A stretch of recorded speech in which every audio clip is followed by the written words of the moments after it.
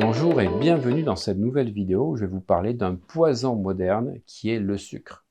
Non seulement le sucre est le principal pourvoyeur du candidat, quand vous avez des envies de sucre, posez-vous la question si vous n'avez pas été envahi par cet alien qu'est le candidat, mais le sucre peut aussi être présent dans sa demande quand vous êtes fatigué parce que vous manquez de dopamine, et puis aussi quand vous manquez de sérotonine. Quand vous manquez de sérotonine, vous allez chercher du sucre et surtout du chocolat pour aller apporter la sérénité. Tout ceci, je l'explique dans ma formation sur les neurotransmetteurs et sur la formation thyroïde, intestin, foie et mitochondrie. Mais surtout, 50 raisons d'arrêter le sucre, qui est le cancer moderne, qui est responsable de plein de pathologies, de plein de cancers, de plein d'effondrements immunitaires, de plein de dépressions, et pas que. Découvrez la liste de tous les inconvénients dus au sucre. Le sucre nuit au système immunitaire. Le sucre détruit l'équilibre des minéraux. Le sucre cause de l'hyperacidité, de l'anxiété, des difficultés de concentration et surtout la mauvaise humeur chez les enfants. Le sucre fait augmenter les triglycérides de manière significative. Le sucre contribue à limiter la résistance de l'organisme aux bactéries. Le sucre peut endommager les reins. Le sucre fait baisser le HDL, c'est-à-dire le bon cholestérol. Le sucre est source de carence en chrome. Le sucre peut provoquer des cancers du sein, des ovaires, du côlon, de la prostate, du rectum. Le sucre augmente le niveau de glucose et d'insuline à jeun. Le sucre est source de carence en cuivre. Le sucre perturbe l'absorption du calcium et du magnésium. Le sucre fait baisser la vue. Le sucre provoque de l'hypoglycémie. Le sucre provoque des brûlures d'estomac. Le sucre fait augmenter l'adrénaline chez les enfants. Le sucre est souvent mal absorbé par les personnes souffrant de colopathie fonctionnelle. Le sucre peut être cause de vieillissement précoce. Le sucre peut être précurseur d'alcoolisme. Le sucre provoque des caries. Le sucre contribue à l'obésité. Le sucre peut faciliter la maladie de Crohn et la rectocolite hémorragique. Le sucre peut être à l'origine de symptômes typiques des ulcères gastriques et duodénaux. Le sucre peut être précurseur d'arthrite. Le sucre peut être précurseur d'asthme. Le sucre prédispose à la candidose. Le sucre prédispose au calcul de la vésicule biliaire. Le sucre peut être une source de pathologie cardiaque. Le sucre peut provoquer une appendicite. Le sucre peut provoquer une sclérose en plaques.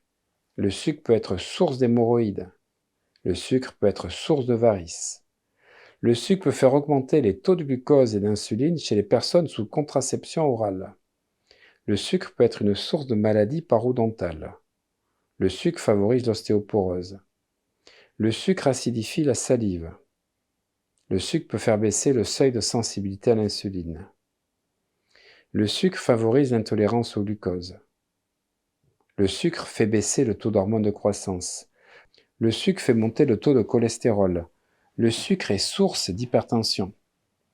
Le sucre rend certains enfants somnolents et peu actifs. Le sucre favorise les migraines. Le sucre perturbe l'absorption des protéines.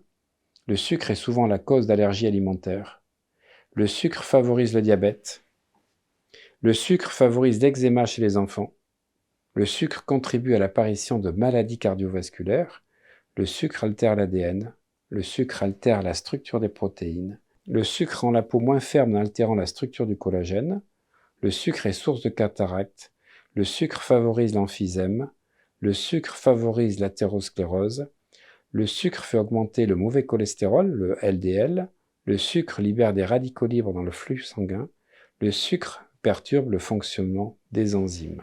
Je pourrais continuer, mais je n'ai qu'un seul avantage à vous parler du sucre, c'est qu'en fait, il fait augmenter le taux de sérotonine.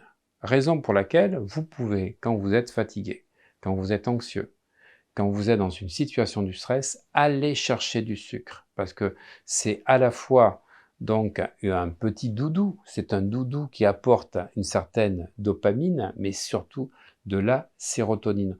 On sait que si on veut augmenter le taux de sérotonine, si on mange des pâtes le soir, on va augmenter le taux de sérotonine puisque la sérotonine a besoin de sucre et elle est synthétisée en principe en fin d'après-midi entre 16h et 17h30, 18h. Et donc le sucre que vous mangez après favorise la sérotonine. Donc, je ne vous conseille pas de prendre du sucre parce que vous manquez de sérotonine.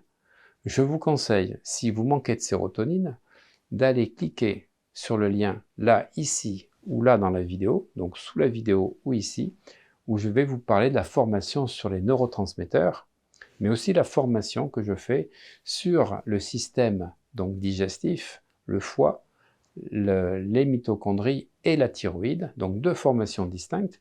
Et dans cette formation, je parle au niveau du système intestinal, également de la candidose, qui est une maladie très couramment développée, qui n'est pas forcément symptomatique, parce qu'en fait, le candida est un champignon, une levure plus exactement, qui va pouvoir changer de forme et s'adapter en fonction donc des conditions dans lesquelles vous le faites vivre, et pas forcément se manifester durant des années, mais vous apporter dépression, fatigue, plein de symptômes, et ça c'est terrible. Rappelez-vous que le candida est consommateur de sucre, c'est un petit sucre vivant. Si vous voulez en savoir plus, cliquez ici ou là. Et à bientôt pour une meilleure santé dans mes nouvelles capsules.